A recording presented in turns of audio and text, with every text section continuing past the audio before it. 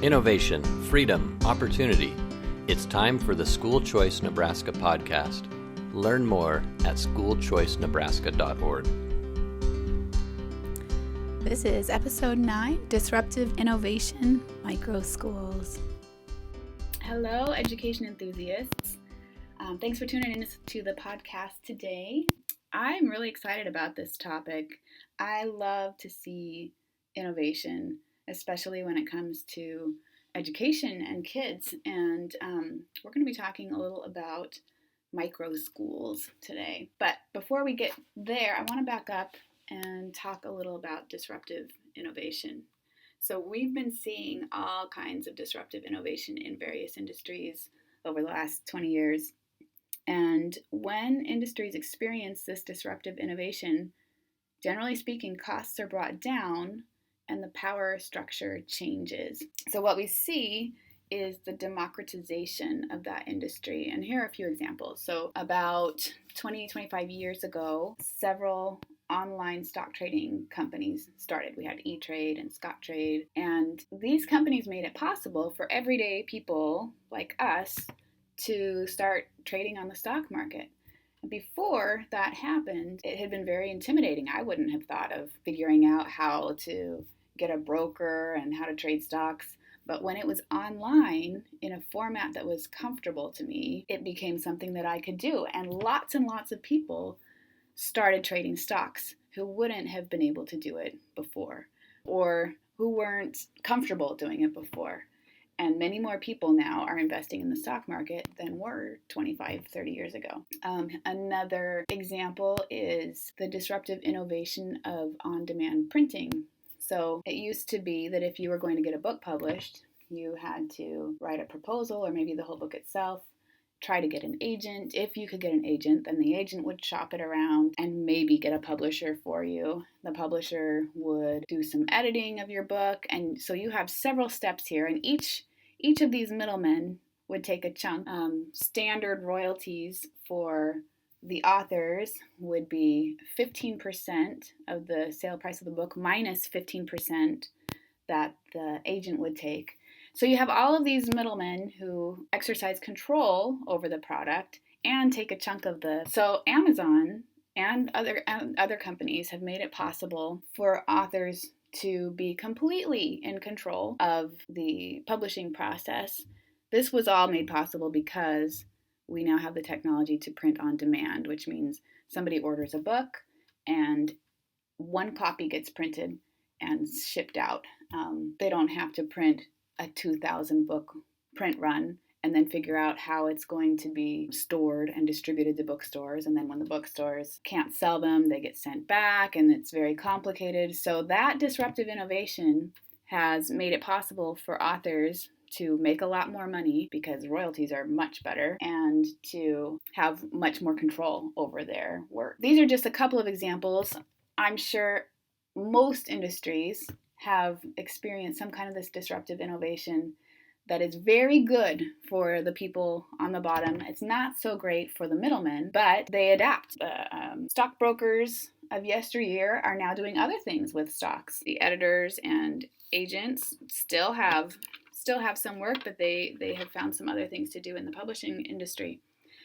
Now, school choice is disruptive innovation in the education industry. So we have a whole lot of middlemen in the education industry, and that has grown over the years, and a lot of people exercising control over education. But in places where parents are given the opportunity to decide how their education dollars are spent on their children, some really cool innovations are happening. Most of the time, these innovations are created by parents. They're the ones who are trying to figure out how to help their kids succeed. And necessity is the mother of invention.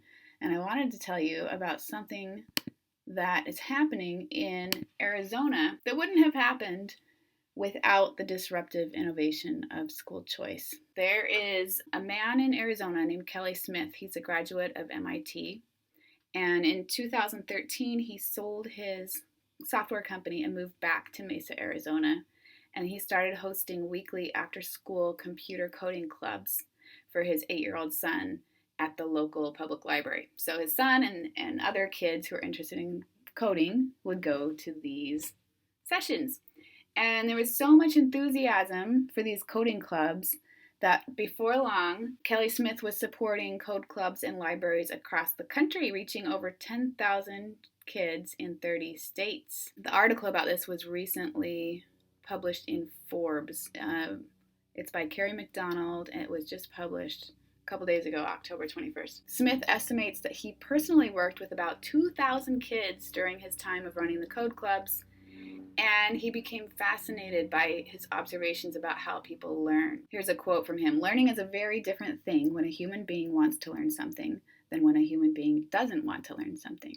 I would watch these kids come to the club complaining about how much they hated school and how they were bad at math, and then I would see them figure something out in computer programming that was much harder than anything their teacher would ask them to do. My experience and my kids' experience in traditional education is that it was things done to you against your will. You may do fine, some kids do fine, but you're not really going to learn unless you choose to learn. There is this agency, this humanity at the bottom of it. It may sound fluffy, but it's a profound insight." Now, if you're like me, I read that and I think, oh yeah, that is totally true. I mean, I have 3 kids and I've seen this, I've experienced it in my own learning. If I'm not interested in something and I feel like I'm only learning it because somebody else wants me to learn it, I might be able to do okay on the test, but it's not really changing me. It's not really helping me too much. Most parents have had that insight. Kelly Smith did something great with it. He started wondering what would happen if school were like his coding clubs, fostering agency and eagerness for learning without coercion. So in January 2018, just last year, he launched a company called Prenda to create the kind of school he envisioned. So here's a dad. He had been trying something out on his own, and it was spectacularly successful, and he thought, why not turn this into something that could help kids in all of their academics, not just computer programming. In Arizona, where Smith lives, they have education savings accounts, and 6 states have education savings accounts, I believe. In Arizona, here's how it works. So if you're familiar with health savings accounts, we do have those here, then it's not much of a leap to an education savings account. So you have this certain amount of money and it can only be spent on certain things. So I can't use my health savings account to buy a computer or groceries. I can only use it for approved expenditures that are related to my health. And not everything related to my health is approved. And with education savings accounts, it's the same thing. Parents are given a debit card that can be used for educational purposes. And let's see, in the 2016-17 school year, ESAs for students who do not have special needs was $5,600, and for special needs students, it was $12,808. So these amounts are far less than what taxpayers would be spending on students who are enrolled in traditional public schools, and parents get to control how the money is spent. So with that as the background, you can see how lots of cool innovation is happening in Arizona. Now, back to Kelly Smith and his coding clubs. His company, Prenda, is part of the larger Microschool movement, which is, to me, it kind of sounds like the old one-room schoolhouse. So what happens is parents are creating intimate mixed-age learning spaces, often in homes or local organizations. And it's kind of a blend between homeschooling and private. It's kind of a blend between homeschooling and private schooling. So the microschools have a lot of freedom when it comes to flexibility for curriculum and schedules, but they rely on paid teachers to facilitate the classroom experiences. Tuition to one of these microschools costs about $5,000 per child per year, which is less than what parents are receiving for education savings accounts in Arizona. And these schools usually have between 10 and 15 kids. Kelly Smith's company, Prenda, caps enrollment at about 10 students per classroom with one teacher. That's a pretty phenomenal student-teacher ratio. We don't see that in public schools or private schools, really. Prenda began in Kelly Smith's home with 7 kids, spanning kindergarten to 8th grade, with a focus on self-directed learning tied to mastery in core academic subjects. The software emphasizes 3 broad daily categories: conquer, collaborate, and create. So in conquer mode, they set daily goals for mastering basic skills like reading, writing, math, other core subjects. In create mode, they work on individual projects. In collaborate mode, they work on group projects, Socratic group discussions, critical thinking, and reasoning skills. The software that he created for Prenda offers resources and a framework and tools of transparency for students and parents. So already, Prenda is operating Microschools in 80 locations in Arizona, serving about 550 kids. And he expects to expand Prenda beyond the state and double its enrollment within the next year. This is a quote from Smith. He says, "It turns out that there are a lot of parents who are asking, is the traditional approach to education going to do it for my child? Maybe their kid is doing fine, getting good grades, but in their eyes, parents see the love of learning draining out of them. I think the real reason we have been able to scale so quickly is that we are able to offer something that parents have been looking for." It's a great model, and I'm sure it's meeting the needs of a lot of kids. Is it the perfect solution for every child? Of course not.